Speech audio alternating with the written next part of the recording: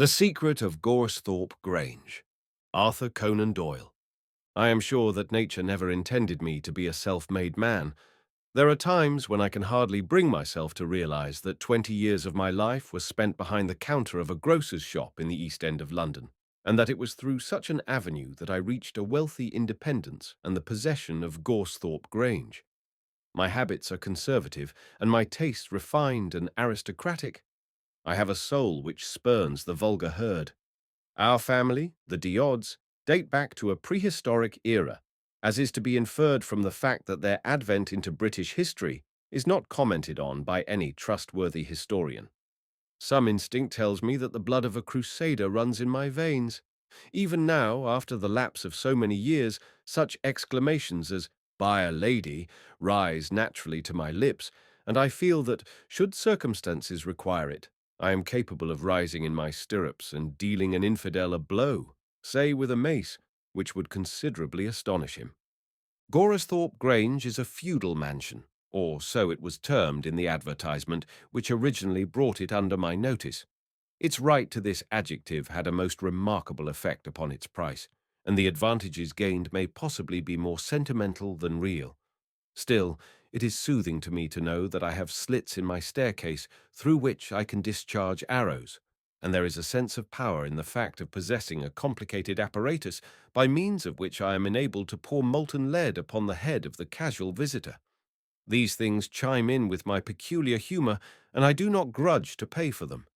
I am proud of my battlements and of the circular uncovered sewer which girds me round. I am proud of my portcullis and donjon and keep. There is but one thing wanting to round off the medievalism of my abode, and to render it symmetrically and completely antique. Gorsthorpe Grange is not provided with a ghost. Any man with old-fashioned tastes and ideas as to how such establishments should be conducted would have been disappointed at the omission. In my case, it was particularly unfortunate. From my childhood I had been an earnest student of the supernatural and a firm believer in it. I have revelled in ghostly literature until there is hardly a tale bearing upon the subject which I have not perused. I learned the German language for the sole purpose of mastering a book upon demonology. When an infant, I have secreted myself in dark rooms in the hope of seeing some of those bogies with which my nurse used to threaten me, and the same feeling is as strong in me now as then. It was a proud moment when I felt that a ghost was one of the luxuries which my money might command. It is true that there was no mention of an apparition in the advertisement. On reviewing the mildewed walls, however, and the shadowy corridors, I had taken it for granted that there was such a thing on the premises. As the presence of a kennel presupposes that of a dog, so I imagined that it was impossible that such desirable quarters should be untenanted by one or more restless shades. Good heavens, what can the noble family from whom I purchased it have been doing during these hundreds of years? Was there no member of it spirited enough to make away with his sweetheart, or take some other steps calculated to establish a hereditary spectre?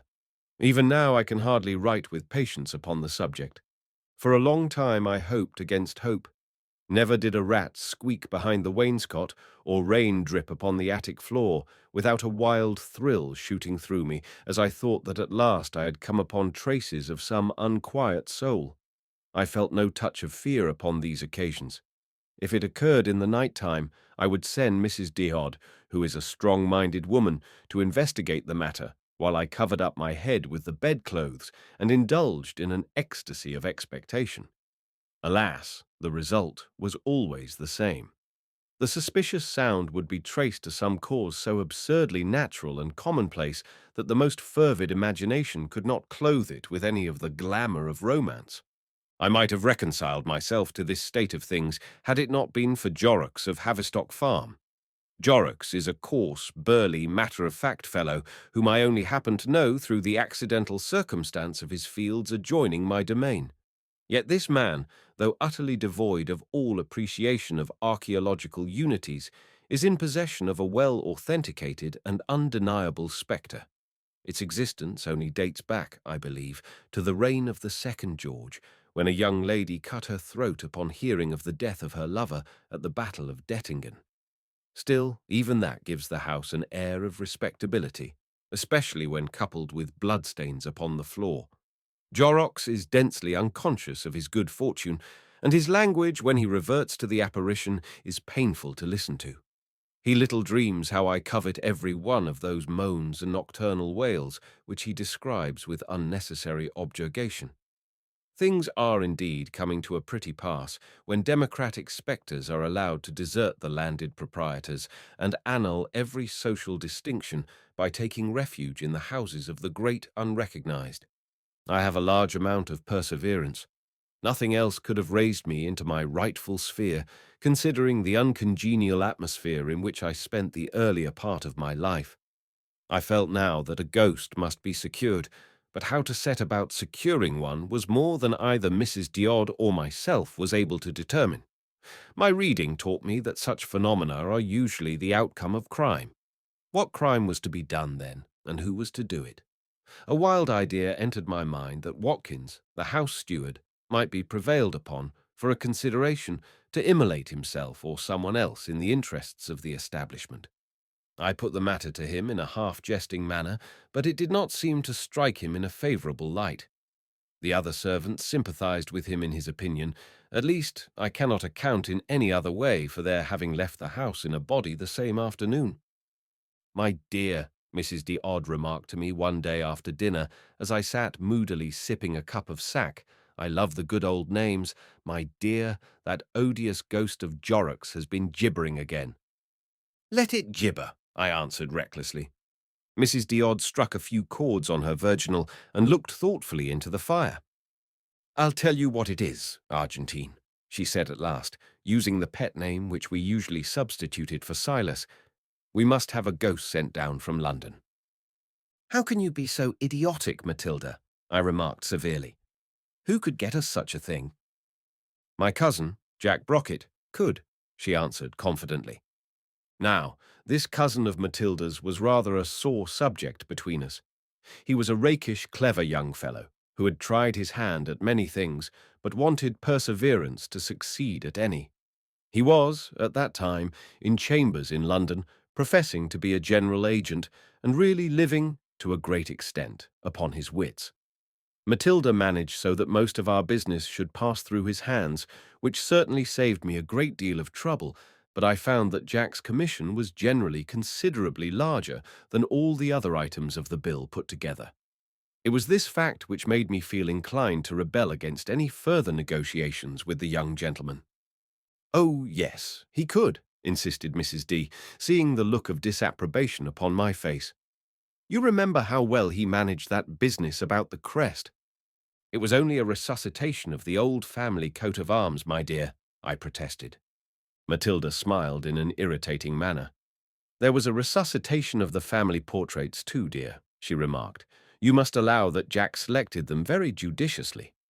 I thought of the long line of faces which adorned the walls of my banqueting hall, from the burly Norman robber, through every gradation of casque, plume, and ruff, to the sombre Chesterfieldian individual who appears to have staggered against a pillar in his agony at the return of a maiden MS, which he grips convulsively in his right hand. I was fain to confess that in that instance he had done his work well, and that it was only fair to give him an order, with the usual commission, for a family spectre, should such a thing be attainable. It is one of my maxims to act promptly when once my mind is made up. Noon of the next day found me ascending the spiral stone staircase which leads to Mr. Brockett's chambers, and admiring the succession of arrows and fingers upon the whitewashed wall, all indicating the direction of that gentleman's sanctum. As it happened, artificial aids of the sort were entirely unnecessary, as an animated flap dance overhead could proceed from no other quarter, though it was replaced by a deathly silence as I groped my way up the stair. The door was opened by a youth evidently astounded at the appearance of a client, and I was ushered into the presence of my young friend, who was writing furiously in a large ledger, upside down, as I afterwards discovered. After the first greetings, I plunged into business at once. "Look here, Jack," I said, "I want you to get me a spirit, if you can." "Spirits, you mean?" shouted my wife's cousin, plunging his hand into the waste-paper basket and producing a bottle with the celerity of a conjuring trick. "Let's have a drink." I held up my hand as a mute appeal against such a proceeding so early in the day, but on lowering it again, I found that I had almost involuntarily closed my fingers round the tumbler which my adviser had pressed upon me. I drank the contents hastily off, lest anyone should come in upon us and set me down as a toper. After all, there was something very amusing about the young fellow's eccentricities. Not spirits, I explained smilingly. An apparition, a ghost. If such a thing is to be had, I should be very willing to negotiate. A ghost for Gorstorpe Grange? Inquired Mr. Brockett, with as much coolness as if I had asked for a drawing-room suite. Quite so, I answered. Easiest thing in the world, said my companion, filling up my glass again in spite of my remonstrance. Let us see. Here he took down a large red notebook with all the letters of the alphabet in a fringe down the edge. A ghost, you said, didn't you? That's G. G, gems, gimlets, gas pipes, gauntlets, guns, galleys. Ah, here we are. Ghosts. Volume 9, Section 6, page 41. Excuse me. And Jack ran up a ladder and began rummaging among a pile of ledgers on a high shelf. I felt half inclined to empty my glass into the spittoon when his back was turned, but on second thoughts I disposed of it in a legitimate way. Here it is, cried my London agent, jumping off the ladder with a crash and depositing an enormous volume of manuscript upon the table. I have all these things tabulated so that I may lay my hands upon them in a moment. It's all right. It's quite weak. Here he filled our glasses again. What were we looking up again? Ghosts, I suggested. Of course, page 41. Here we are. J. H. Fowler and Son, Dunkel Street, suppliers of mediums to the nobility and gentry, charms sold, love philters, mummies, horoscopes cast. Nothing in your line there, I suppose. I shook my head despondingly. Frederick Tabb, continued my wife's cousin, solo channel of communication between the living and dead, proprietor of the spirits of Byron, Kirker White, Grimaldi, Tom Cribb, and Inigo Jones. That's about the figure. Nothing romantic enough there, I objected. Good heavens. Fancy a ghost with a black eye and a handkerchief tied round its waist, or turning somersaults and saying, "How are you tomorrow?" The very idea made me so warm that I emptied my glass and filled it again. Here is another, said my companion, Christopher McCarthy. Bi-weekly séances, attended by all the eminent spirits of ancient and modern times.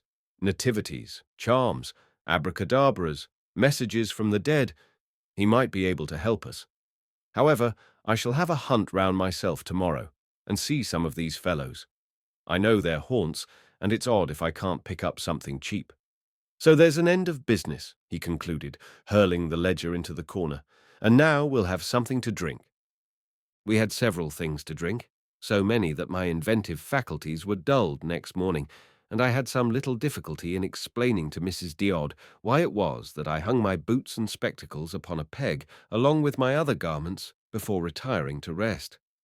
The new hopes excited by the confident manner in which my agent had undertaken the commission caused me to rise superior to alcoholic reaction, and I paced about the rambling corridors and old-fashioned rooms, picturing to myself the appearance of my expected acquisition and deciding what part of the building would harmonize best with its presence. After much consideration, I pitched upon the banqueting hall as being, on the whole, most suitable for its reception. It was a long, low room, hung round with valuable tapestry and interesting relics of the old family to whom it had belonged. Coats of mail and implements of war glimmered fitfully as the light of the fire played over them, and the wind crept under the door, moving the hangings to and fro with a ghastly rustling. At one end there was the raised dais on which in ancient times the host and his guests used to spread their table, while a descent of a couple of steps led to the lower part of the hall, where the vassals and retainers held wassail. The floor was uncovered by any sort of carpet, but a layer of rushes had been scattered over it by my direction. In the whole room there was nothing to remind one of the 19th century, except, indeed, my own solid silver plate, stamped with the resuscitated family arms, which was laid out upon an oak table in the centre. This, I determined, should be the haunted room, supposing my wife's cousin to succeed in his negotiation with the spirit-mongers. There was nothing for it now but to wait patiently until I heard some news of the result of his inquiries. A letter came in the course of a few days, which, if it was short, was at least encouraging. It was scribbled in pencil on the back of a playbill and sealed apparently with a tobacco stopper. "Am on the track," it said. "Nothing of the sort to be had from any professional spiritualist, but picked up a fellow in a pub yesterday who says he can manage it for you. We'll send him down unless you wire to the contrary. Abrahams is his name, and he has done one or two of these jobs before." The letter wound up with some incoherent allusions to a cheque and was signed by my affectionate cousin, John Brockett. I need hardly say that I did not wire, but awaited the arrival of Mr. Abrahams with all impatience. In spite of my belief in the supernatural, I could scarcely credit the fact that any mortal could have such a command over the spirit world as to deal in them and barter them against mere earthly gold. Still, I had Jack's word for it that such a trade existed, and here was a gentleman with a Judaical name ready to demonstrate it by proof positive. How vulgar and commonplace Jorrocks' 18th-century ghost would appear should I succeed in securing a real medieval apparition.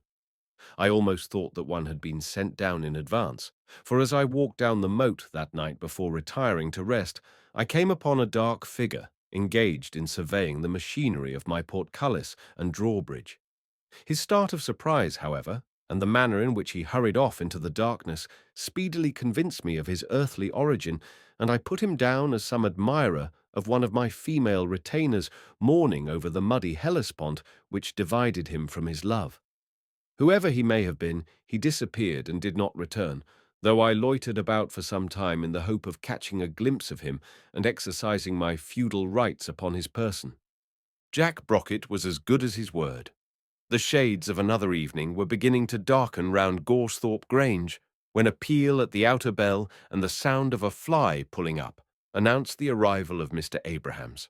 I hurried down to meet him, half expecting to see a choice assortment of ghosts crowding in at his rear. Instead, however, of being the sallow-faced, melancholy-eyed man that I had pictured to myself, the ghost dealer was a sturdy little podgy fellow, with a pair of wonderfully keen, sparkling eyes and a mouth which was constantly stretched in a good-humoured, if somewhat artificial, grin. His sole stock in trade seemed to consist of a small leather bag, jealously locked and strapped, which emitted a metallic chink upon being placed on the stone flags of the hall. "And how are you, sir?" he asked, wringing my hand with the utmost effusion. "And the missus? How is she? And all the others? How's all their health?" I intimated that we were all as well as could reasonably be expected, but Mr. Abrahams happened to catch a glimpse of Mrs. Diod in the distance, and at once plunged at her with another string of inquiries as to her health, delivered so volubly and with such an intense earnestness that I half expected to see him terminate his cross-examination by feeling her pulse and demanding a sight of her tongue. All this time his little eyes rolled round and round, shifting perpetually from the floor to the ceiling, and from the ceiling to the walls, taking in apparently every article of furniture in a single comprehensive glance. Having satisfied himself that neither of us was in a pathological condition, Mr. Abrahams suffered me to lead him upstairs, where a repast had been laid out for him, to which he did ample justice. The mysterious little bag he carried along with him and deposited it under his chair during the meal. It was not until the table had been cleared and we were left together that he broached the matter on which he had come down. "I understand," he remarked, puffing at a trichinopoly, "that you want my help in fitting up this 'ere house with a happarition." I acknowledged the correctness of his surmise, while mentally wondering at those restless eyes of his, which still danced about the room as if he were making an inventory of the contents. "And you won't find a better man for the job, though I says it as shouldn't," continued my companion. "What did I say to the young gent what spoke to me in the bar of the Lame Dog? 'Can you do it?' says he. 'Try me,' says I, 'me and my bag.' Just try me. I couldn't say fairer than that." My respect for Jack Brockett's business capacities began to go up very considerably. He certainly seemed to have managed the matter wonderfully well. You don't mean to say that you carry ghosts about in bags, I remarked with diffidence. Mr. Abraham smiled a smile of superior knowledge. You wait, he said. Give me the right place and the right hour, with a little of the essence of Leucoptolycus. Here he produced a small bottle from his waistcoat pocket. And you won't find no ghost that I ain't up to. You'll see them yourself and pick your own, and I can't say fairer than that. As all Mr. Abraham's protestations of fairness were accompanied by a cunning leer and a wink from one or other of his wicked little eyes, the impression of candour was somewhat weakened. When are you going to do it? I asked reverentially. 10 minutes to 1 in the morning, said Mr. Abrahams, with decision. Some says midnight, but I says 10 to 1, when there ain't such a crowd, and you can pick your own ghost. And now, he continued, rising to his feet, suppose you trot me round the premises and let me see where you wants it, for there's some places as attracts 'em, and some as they won't hear of, not if there was no other place in the world. Mr. Abrahams inspected our corridors and chambers with a most critical and observant eye, fingering the old tapestry with the air of a connoisseur and remarking in an undertone that it would match uncommon nice. It was not until he reached the banqueting hall, however, which I had myself picked out, that his admiration reached the pitch of enthusiasm. Here's the place, he shouted, dancing, bag in hand, round the table on which my plate was lying, and looking not unlike some quaint little goblin himself. Here's the place. We won't get nothing to beat this. A fine room, noble, solid, none of your electroplate trash. That's the way as things ought to be done, sir. Plenty of room for 'em to glide here. Send up some brandy and the box of weeds. I'll sit here by the fire and do the preliminaries, which is more trouble than you think, for them ghosts carries on hawful at times, before they finds out who they've got to deal with. If you was in the room, they'd tear you to pieces, as like as not. You leave me alone to tackle them, and at 12:30 come in, and I'll lay they'll be quiet enough by then. Mr. Abraham's request struck me as a reasonable one, so I left him with his feet upon the mantelpiece, and his chair in front of the fire, fortifying himself with stimulants against his refractory visitors. From the room beneath, in which I sat with Mrs. D'Odd, I could hear that after sitting for some time, he rose up and paced about the hall with quick, impatient steps. We then heard him try the lock of the door, and afterwards drag some heavy article of furniture in the direction of the window, on which, apparently, he mounted, for I heard the creaking of the rusty hinges as the diamond-paned casement folded backwards, and I knew it to be situated several feet above the little man's reach. Mrs. D'Odd says that she could distinguish his voice speaking in low and rapid whispers after this, but that may have been her imagination. I confess that I began to feel more impressed than I had deemed it possible to be. There was something awesome in the thought of the solitary mortal standing by the open window and summoning in from the gloom outside the spirits of the netherworld. It was with a trepidation which I could hardly disguise from Matilda that I observed that the clock was pointing to 12:30, and that the time had come for me to share the vigil of my visitor. He was sitting in his old position when I entered, and there were no signs of the mysterious movements which I had overheard, though his chubby face was flushed as with recent exertion. "Are you succeeding all right?" I asked as I came in, putting on as careless an air as possible, but glancing involuntarily round the room to see if we were alone. "Only your help is needed to complete the matter," said Mr. Abrahams in a solemn voice. "You shall sit by me and partake of the essence of Leucoptolycus, which removes the scales from our earthly eyes. Whatever you may chance to see, speak not and make no movement, lest you break the spell." His manner was subdued, and his usual Cockney vulgarity had entirely disappeared. I took the chair which he indicated and awaited the result. My companion cleared the rushes from the floor in our neighbourhood, and going down upon his hands and knees, described a half-circle with chalk, which enclosed the fireplace and ourselves. Round the edge of this half-circle he drew several hieroglyphics, not unlike the signs of the zodiac. He then stood up and uttered a long invocation, delivered so rapidly that it sounded like a single gigantic word in some uncouth guttural language. Having finished this prayer, if prayer it was, he pulled out the small bottle which he had produced before, and poured a couple of teaspoonfuls of clear, transparent fluid into a phial, which he handed to me with an intimation that I should drink it. The liquid had a faintly sweet odor, not unlike the aroma of certain sorts of apples. I hesitated a moment before applying it to my lips, but an impatient gesture from my companion overcame my scruples, and I tossed it off. The taste was not unpleasant, and, as it gave rise to no immediate effects, I leaned back in my chair and composed myself for what was to come. Mr. Abrahams seated himself beside me, and I felt that he was watching my face from time to time while repeating some more of the invocations in which he had indulged before. A sense of delicious warmth and languor began gradually to steal over me, partly, perhaps, from the heat of the fire, and partly from some unexplained cause. An uncontrollable impulse to sleep weighed down my eyelids, while, at the same time, my brain worked actively, and 100 beautiful and pleasing ideas flitted through it. So utterly lethargic did I feel that, though I was aware that my companion put his hand over the region of my heart, as if to feel how it were beating, I did not attempt to prevent him, nor did I even ask him for the reason of his action.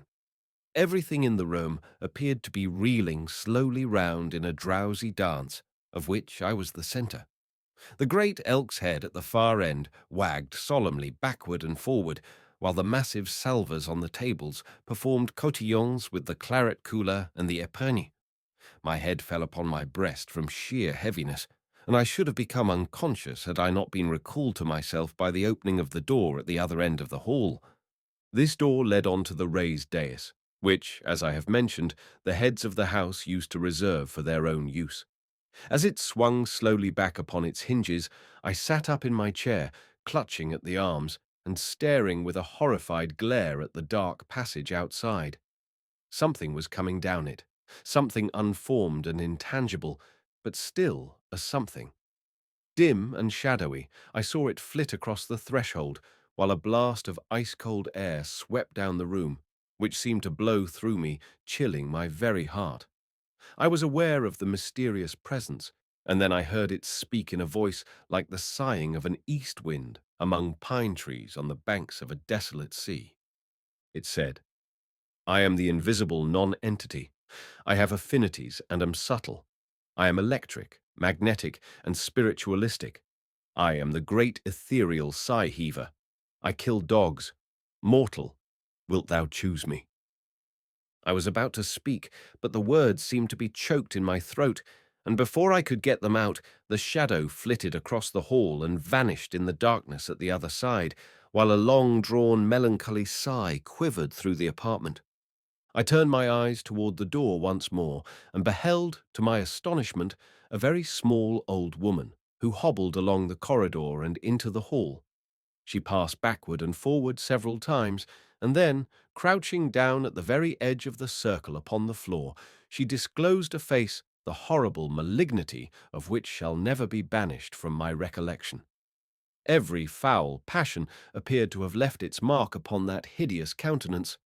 "Ha! Ha!" she screamed, holding out her wizened hands like the talons of an unclean bird. "You see what I am. I am the fiendish old woman. I wear snuff-colored silks. My curse descends on people. Sir Walter was partial to me. Shall I be thine, mortal?" I endeavored to shake my head in horror, on which she aimed a blow at me with her crutch and vanished with an eldritch scream. By this time my eyes turned naturally toward the open door, and I was hardly surprised to see a man walk in of tall and noble stature. His face was deadly pale, but was surmounted by a fringe of dark hair which fell in ringlets down his back. A short pointed beard covered his chin. He was dressed in loose-fitting clothes, made apparently of yellow satin, and a large white ruff surrounded his neck. He paced across the room with slow and majestic strides. Then turning, he addressed me in a sweet, exquisitely modulated voice. "I am the cavalier," he remarked. "I pierce and am pierced. Here is my rapier. I clink steel. This is a blood-stain over my heart. I can emit hollow groans. I am patronized by many old conservative families. I am the original manor-house apparition. I work alone or in company with shrieking damsels." He bent his head courteously, as though awaiting my reply, but the same choking sensation prevented me from speaking, and, with a deep bow, he disappeared. He had hardly gone before a feeling of intense horror stole over me, and I was aware of the presence of a ghastly creature in the room of dim outlines and uncertain proportions. One moment it seemed to pervade the entire apartment, while at another it would become invisible, but always leaving behind it a distinct consciousness of its presence. Its voice, when it spoke, was quavering and gusty. It said, "I am the lever of footsteps and the spiller of gouts of blood. I tramp upon corridors. Charles Dickens has alluded to me. I make strange and disagreeable noises. I snatch letters and place invisible hands on people's wrists. I am cheerful. I burst into peals of hideous laughter. Shall I do one now?" I raised my hand in a deprecating way, but too late to prevent one discordant outbreak which echoed through the room. Before I could lower it, the apparition was gone. I turned my head toward the door in time to see a man come hastily and stealthily into the chamber. He was a sunburned, powerfully built fellow, with earrings in his ears and a Barcelona handkerchief tied loosely round his neck. His head was bent upon his chest, and his whole aspect was that of one afflicted by intolerable remorse. He paced rapidly backward and forward like a caged tiger, and I observed that a drawn knife glittered in one of his hands, while he grasped what appeared to be a piece of parchment in the other. His voice, when he spoke, was deep and sonorous. He said, "I am a murderer. I am a ruffian. I crouch when I walk. I step noiselessly. I know something of the Spanish Main. I can do the lost treasure business. I have charts. Am able-bodied and a good walker, capable of haunting a large park." He looked toward me beseechingly, but before I could make a sign, I was paralyzed by the horrible sight which appeared at the door. It was a very tall man, if indeed it might be called a man, for the gaunt bones were protruding through the corroding flesh and the features of a leaden hue. A winding sheet was wrapped round the figure and formed a hood over the head, from under the shadow of which two fiendish eyes, deep set in their grisly sockets, blazed and sparkled like red-hot coals. The lower jaw had fallen upon the breast, disclosing a withered, shriveled tongue and two lines of black and jagged fangs.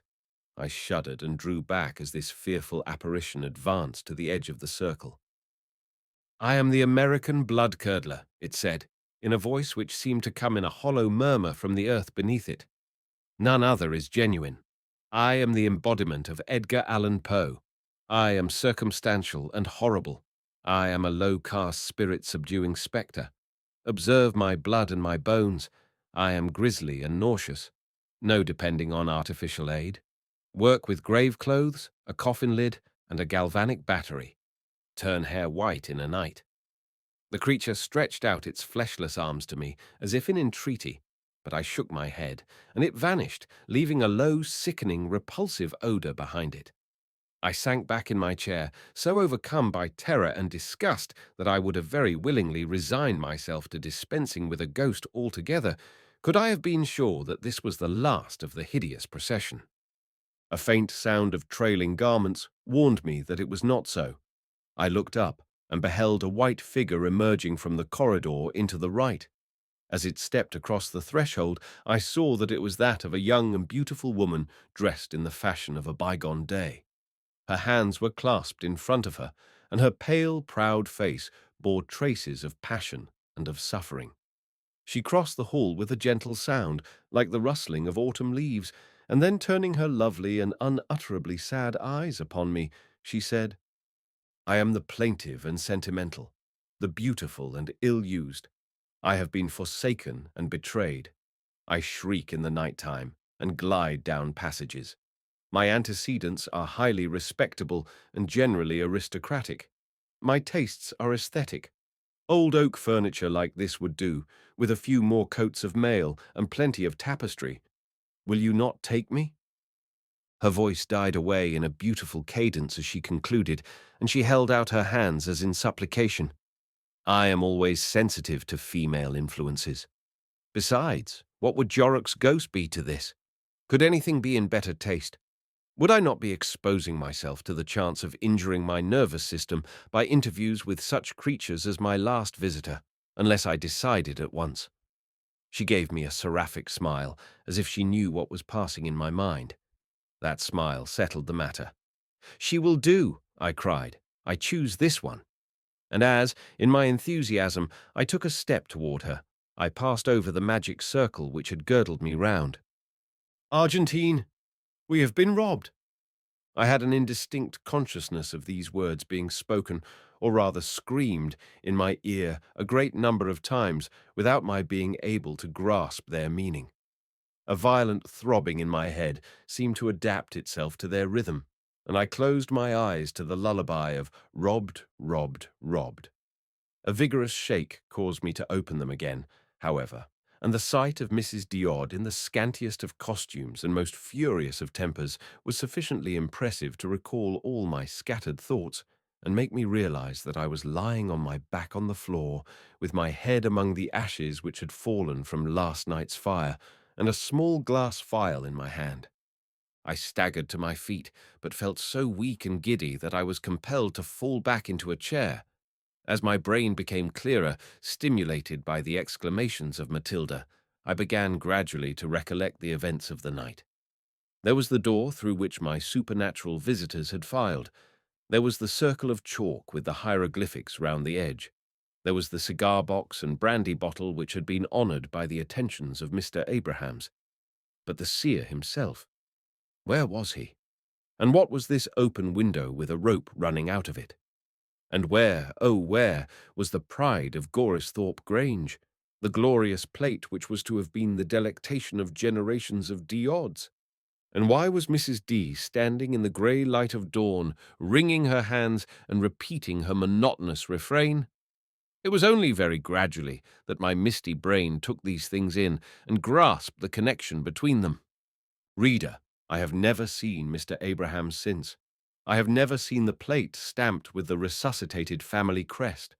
Hardest of all, I have never caught a glimpse of the melancholy spectre with the trailing garments, nor do I expect that I ever shall. In fact, my night's experiences have cured me of my mania for the supernatural and quite reconciled me to inhabiting the humdrum 19th-century edifice on the outskirts of London which Mrs. D has long had in her mind's eye. As to the explanation of all that occurred, that is a matter which is open to several surmises.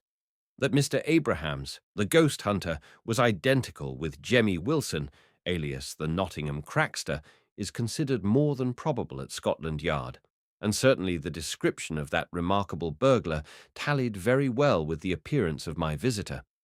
The small bag which I have described was picked up in a neighbouring field next day and found to contain a choice assortment of jimmies and centre bits.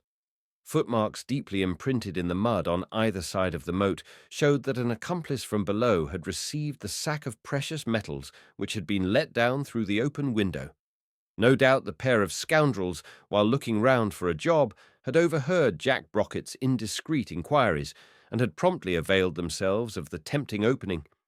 And now, as to my less substantial visitors and the curious, grotesque vision which I had enjoyed, am I to lay it down to any real power over occult matters possessed by my Nottingham friend?